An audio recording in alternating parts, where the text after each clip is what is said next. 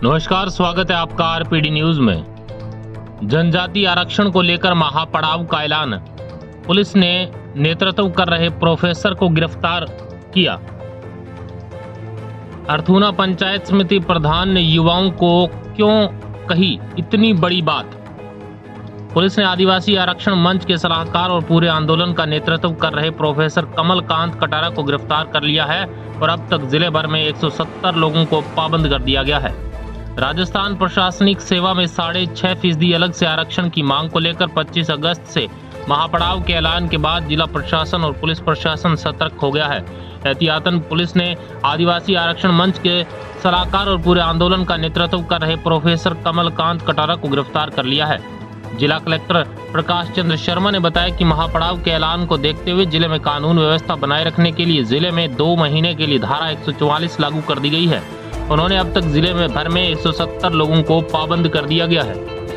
महापड़ाव को लेकर बांसवाड़ा जिले की अर्थूना पंचायत समिति के प्रधान राजू भाई मैडा ने कही बड़ी बात। इस महापड़ाव को लेकर प्रधान राजू भाई का क्या कहना है, आइए देखते हैं आरपीडी न्यूज प्रधान संपादक बिरबल कड़वा की यह खास रिपोर्ट। आरपीडी न्यूज से मैं बिरबल कड़वा और आज हम पहुंचे हैं अर्थूना पंचायत समिति के जो प्रधान है राजू भाई मैडा। सभी आप इनको परिचय के वैसे मोहताज नहीं है। हमेशा आदिवासी आरक्षण और यहाँ की संवैधानिक सिस्टम की बातें करने वाले राजू भाई मैडा आज उदयपुर संभाग में टीएसपी में जो नेशनल हाईवे जाम को लेकर कहीं न कहीं हमेशा अपनी बातों को लेकर आगे रहते हैं, लेकिन आज जो महापड़ाव है और उसी बीच आज घर पे हमें मिले हैं। आज शांत स्वभाव में कैसे हैं उनसे जानते हैं इनके विचार की क्या इनकी मांगे हैं। और आज राजू भाई मैडा वो हमेशा लोगों को हमेशा आगे लेके चलते हैं, विशेष तौर से आदिवासी आरक्षण। और इनकी जो पार्टी है प्रधान भी बीटीपी से ये बने हैं, तो इनकी क्या मांगे हैं क्या विचार हैं जानते हैं। नमस्कार प्रधान जी। नमस्ते नमस्ते। जय जोहार। सबसे पहले अभिवादन करना चाहूँगा आपके चैनल को। जय प्रकृति, जय जोहार, जय आदिवासी, जय बिल प्रदेश। जी। हमेशा आदिवासी आरक्षण की बातें मंच को साझा करने वाले राजू भाई मैडा आज शांत सभा में घर पे कैसे, क्योंकि आज के दिन तो महापड़ाव है। आज के दिन महापड़ाव है जी। हम गत दिनों कांकरी डुगरी ये महापड़ाव हमारे युवाओं ने डाला था। जी जी। यहाँ पर गाड़ियों में आग लगी जी जी। और युवा पीढ़ी गरम खून के लोग हैं, युवाओं में गरम है, उबलता हुआ खून है, आक्रोश है। इसको देखते हुए आज महापड़ाव जो शकरवाड़ा में था, इस महापड़ाव का मैं वैसे संवैधानिक तरीके से समर्थन करता हूँ। बाकी ये रोडों पर जाम लगाना इसमें समर्थन नहीं करता हूँ, क्योंकि आज युवा गरम खून के व्यक्ति है और वहाँ पर युवाओं में कंट्रोलिंग नहीं रहेगी और आग दही का केस लगा देंगे तो हमारे युवाओं का चरित्र खराब हो सकता है। सरकारी नौकरी लेने में हमारे युवाओं का चरित्र खराब होगा। तो कोई भी डिपार्टमेंट को नौकरी करने के लिए युवा जाएंगे तो चरित्र अगर इनका खराब मिलेगा तो नौकरी से इनको वंचित कर दिया जाएगा। इसलिए हम इस समर्थन 73 में आज का समर्थन नहीं कर रहे हैं। क्योंकि जी आपकी मुख्य मांगे क्या है? जिस प्रकार से युवा है, आम जनता है, वो सड़कों पे है, वजह क्या मानते हो? मैं युवा से अपील करना चाहता हूँ कि बीजेपी कांग्रेस आपका आरक्षण की कभी विधानसभा में बात नहीं करेंगे। मैं अपने पास एक ही अधिकार है, मतदान का। जब मौका आएगा तो मतों के माध्यम से, बटनों के माध्यम से इनका काम क्लीन कर दो। ऑटोमेटिक आपके विचारों का विधायक चुनो। आपका विधायक यहाँ से जाएगा और विधानसभा में जाकर के अगर तोतर मांगेगा, यहाँ पर टीएसपी एरिया में 17 एमएलए 17 एमएलए अगर तोतर पे अड़िंग होके बैठ गए, क्या सरकार को नहीं देना पड़ेगा? 100% नहीं देना पड़ेगा। पर 17 विधायक अपने विचारों को हो और एक जैसी बात करते हो, ये बीजेपी कांग्रेस वाले करने वाले नहीं है, क्योंकि इनको करना ही नहीं। अगर कर देते, विश्व आदिवासी दिवस पर मानगढ़ पर हमारे राजस्थान के मुख्यमंत्री साहब आए, हमारे देश लेवल के राहुल गांधी जी नेता आए, वहाँ पर अगर देना उनकी मंशा थी, वहाँ पर ही घोषणा करके जा सकते थे वो। बाकी ऐसा हुआ नहीं। तो आगे के लिए इस युवा को ध्यान में रखना है कि किसको हम मत करके किसको एमएलए बनाए, किसको संसद बनाए। और हमारे यहाँ पर जातिवाद जो आरक्षण मांग रहे जनसंख्या अनुपात में, तो वो कौन आदमी कर सकता है, कैसे विचारों का व्यक्ति कर सकता है, यही मैं कहना चाहता हूँ। ज़्यादातर जैसे अपने अगर जैसे बीटीपी की बात करें या विश्व में वर्तमान में जो आदिवासी आरक्षण मंच है, तो उसके अंदर जो मांग रखी गई है उसमें भी कई तरह की मांगे हैं। 5वीं अनुसूची की मांग करें, अलग से स्टेट की मांग करें, कहाँ तक वाजिब? मैं पहली बात तो बीटीपी का हूँ ही नहीं। जी जी। जैसे आप प्रधान बने थे उस टाइम बीटीपी, अगर मैं बीटीपी का उस टाइम होता तो बीटीपी के पास टेम्पो सिंपल था, मेरे को टेम्पो सिंपल नहीं मिला, मैं तिजोरी से चुनाव लड़ा था। और अगर बीटीपी का होता तो मेरे को टेम्पो सिंपल मिलता। मैं निर्दलीय के रूप में मैदान में गया था और बीटीपी विधानसभा चुनाव में यहाँ पर लाए थे कुछ शर्तों के माध्यम से। वो शर्तें छोटू भाई ने उनकी मनमर्जी चलाई, तो हमारे आदिवासी परिवार के कुछ हमारे सीनियर व्यक्ति हैं, बरलाल परमार जी हैं, मणिलाल गरासिया जी हैं, कांति भाई रोहत हैं, मांगीलाल गरासिया जी हैं, मांगीलाल जी हैं प्रतापगढ़ से, राजकुमार रोहत जी हैं, राम प्रसाद जी हैं। ऐसे नेताओं की बात छोटू भाई ने नकार दी, तो हमारे आदिवासी परिवार के मंच से माध्यम से ये निर्णय हुआ कि अपने खुद की पार्टी बना दे। हमने अभी खुद की पार्टी बना दी है और हम आने वाली 10 तारीख को पार्टी लॉन्च कर रहे हैं डूंगरपुर में, जिस पार्टी का नाम है भारत आदिवासी पार्टी। इसका शॉर्ट नाम है BAB और शॉर्ट नाम बोलो तो बाप भी कहते हैं इसको। वजह क्या रही, अलग कैसे होना पड़ा? क्योंकि इसमें तो सभी एक जो मांग तो एक ही थी, पार्टी अलग बनाने की मांग, ऐसी क्या वजह रही? पार्टी छोटू भाई और महेश भाई के फैमिली पार्टी थी। छोटू भाई इस पार्टी के सदस्य थे। घर की? हाँ, घर की। उनके जिया जी, दामाद, मामा ससुर, मामा वगैरह वही इस पार्टी में सभी पद दे रखे थे। यानी पद चारों राज्यों की अगर वो पार्टी बनाते तो हर राज्य में पद जाना चाहिए था, वो पद मिले नहीं। कुल मिला के ये कह सकते हैं कि वो चाहते हैं कि हमारे सिस्टम से जो काम होना चाहिए वो हो। हाँ, इस वजह से आपने विरोध किया? हाँ, हमारी पार्टी यहाँ पर हमारे लोगों ने विरोध किया। फिर हमारे लोगों ने यहाँ पर पार्टी दूसरी बना दी, BAB भारत आदिवासी पार्टी, और 10 तारीख को वो लॉन्च हो रही डूंगरपुर में। लगभग 5 लाख लोगों में ये पार्टी लॉन्च होगी 10 तारीख को, आने वाली 10 तारीख को। लोग तो आज भी ज़्यादातर जुड़ाव है वो बीटीपी से रख रहे हैं, उनको भी समझ में नहीं आ रहा है कि वास्तव में स्थिति क्या है।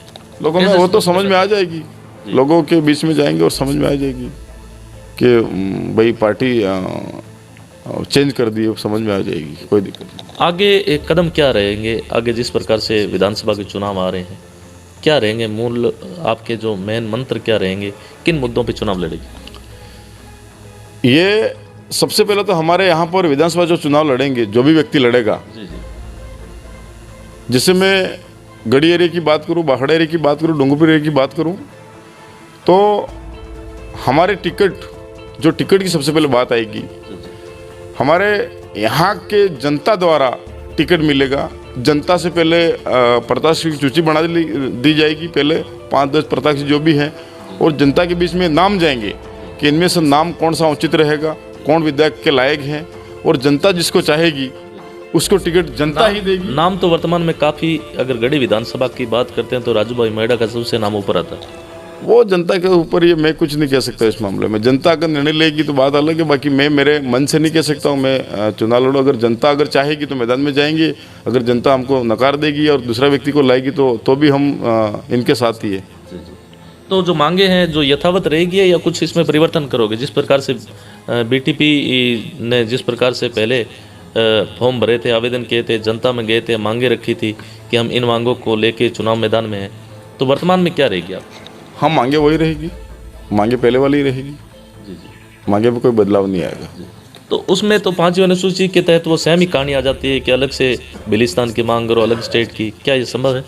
हाँ, आदिवासी एरिया में बिलिस्तान की, भाई भील प्रदेश की मांग तो पहले से करते आ रहे हम जोर तौर से। अभी हमने मानगढ़ पे लोगों का आह्वान किया था कि भील प्रदेश की आदिवासी परिवार ने आह्वान किया था, तो लाखों लोग आ गए थे वहाँ पर। 5 लाख लोग आ गए थे वहाँ पर। यहाँ पे तो प्रधान जी बहुत अदर भी तो रहते हैं। 80% अगर आदिवासी जनसंख्या मानते हैं तो 20% अदर है, तो उनके मन में क्या विचार आएंगे? क्योंकि जब भारत देश आज़ाद हुआ था उसी टाइम अपने जो लोगो है धर्म निरपेक्ष राष्ट्र का लगा हुआ है, सभी धर्मों का हम सम्मान करते हैं। इस प्रकार से हर कोई मांग करने लग जाएगा। हम भी सम्मान वैसे करते हैं, ऐसी कोई बात नहीं है, पर यहाँ पर जो आदिवासी के साथ में जो भी कास्ट रहती है हम भाईचारे के हिसाब से रहते हैं। हम कोई विरोध नहीं करते हैं। इनको भी बोलते हैं हमारे साथ आइए और आपके अधिकारों की हम बात करेंगे। तो ऑलरेडी हम रह रहे हैं ना, कहाँ भाईचारे के हिसाब से रहे, तो आवश्यकता कहाँ है? भाईचारे ही रह रहे बस, ये बस आदिवासियों को। बिलिस्तान की मांग कैसे हुई? बिलिस्तान आदिवासी जनसंख्या के अनुपात में ज़्यादा है। यहाँ पर टीएसपी एरिया लगा है। टीएसपी एरिया लगने का मतलब ये हुआ कि जहाँ आदिवासी जनसंख्या के अनुपात में ज़्यादा निवास करता हो, इसलिए सारे बिलिस्तान की मांग कर रहे हैं। इस हिसाब से तो जो जहाँ जिस जनसंख्या जिस जातीय बहुल मात्रा में होगी तो उसी हिसाब से वो तो पूरे अपन राष्ट्र के अंदर ऐसी तो स्थिति आ जाएगी। ऐसा नहीं है, ऐसा नहीं है। यहाँ पर आदिवासियों का इतिहास, राजस्थान के अंदर बात करें तो जाट लोग भी काफ़ी है।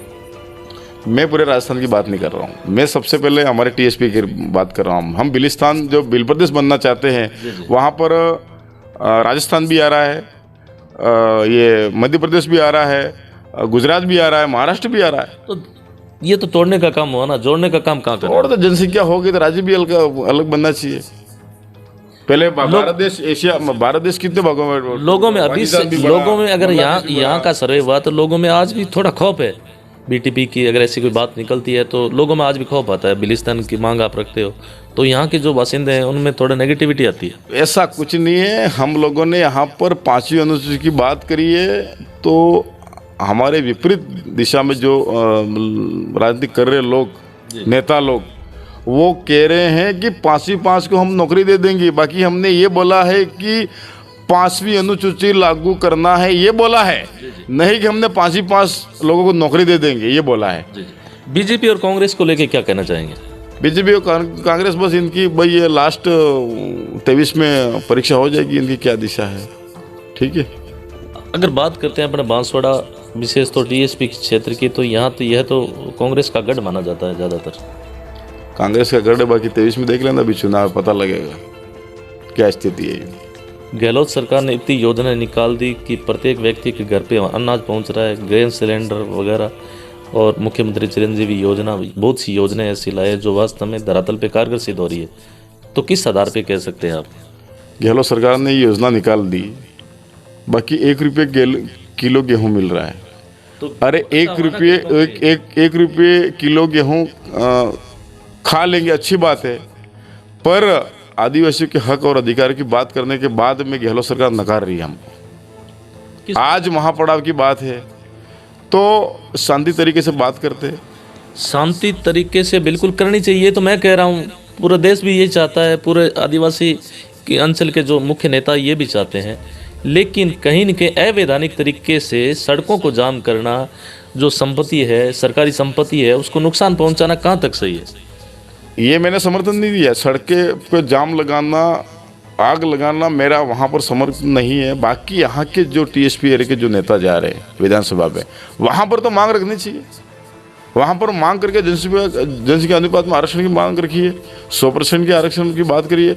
जो मांगता वो मिलता नहीं है जीवन में। कहावत की कहा है कि जो मांगता, हमने 100% की बात करिए, 100% सरकार नहीं दे तो उत्तर तो देगी, इसलिए हमने 100 मांगा इनसे, तो उत्तर तो देगी। इसलिए एक कहावत है, जो मांगता है इतना मिलता नहीं कभी, इसलिए हमने 100% की बात करी है, और 100% की मांग रहेंगे तो उत्तर तो मिल जाएगा। तो किसी भी नेता, बीजेपी कांग्रेस के नेताओं ने आज दिन तक, आपने सुना होगा, हमारे राजकुमार जी बोल रहे हैं, हमारे राम प्रसाद जी बोल रहे हैं, इसके अलावा कोई बोलता ही नहीं है। अगर उनको बोल रहे दबा रहे, ए बैठ जाओ बैठ जाओ बैठ जाओ कर रहे, ये मामला चलता है। आज के महापड़ाव को लेके क्या कहना चाहेंगे? शॉर्ट शब्दों में बताना। अभी जो वर्तमान में जितने अपने क्षेत्र के लोग हैं, विशेष तौर से बांसवाड़ा आदिवासी अंचल, जो युवा जा रहे हैं, सड़कों पे जाम लगा रहे हैं, उनको किस प्रकार आप मोटिवेट करना चाहेंगे? क्या मैं युवा को खास करके ये कहना चाहता हूँ कि इस महापड़ाव में रोडों पे जाके आरक्षण मिलने वाला नहीं है। अगर सरकार की मंशा होती तो मानगढ़ पे ही मिल जाता। पूरा भारत देश ही उतरा था, समझा वो, पूरा भारत देश के नेता आए थे। अब युवाओं को भाई सरकार के मन में ऐसा कुछ नहीं, अगर सरकार के मन में ऐसा होता तो मानगढ़ मिल जाता।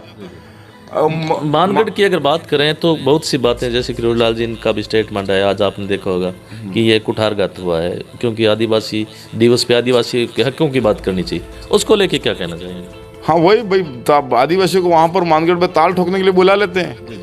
भाइयों ऐसा हो रहा है तो ताल ठोक दी, आदिवासियों ने ताल ठोक दी।